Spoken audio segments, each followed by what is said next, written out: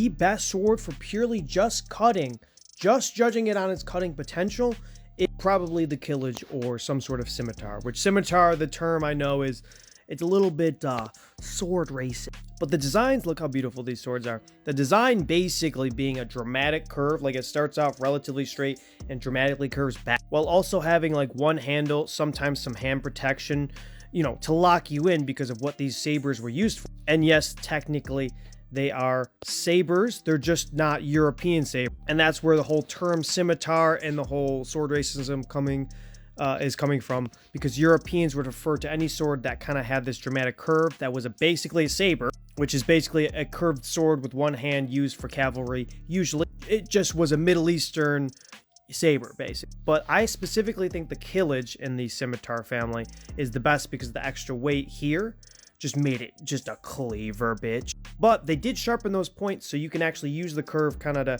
get around the same way you do with the Falx, or the way that you do with a Falx, so you get around the shield, or what you do with a Khopesh, you know, story as old as time, you know. So not great for thrusting, but not impossible, and actually in some cases more advantageous than a straight. But if we're just talking about cutting, bro, especially utilizing that cut for cavalry, this is the, because if you get off the horse, you still got all those capabilities. You're not limited to the horse, you're just multiplying the horse's advantages. In other words, the horse is not making the sword.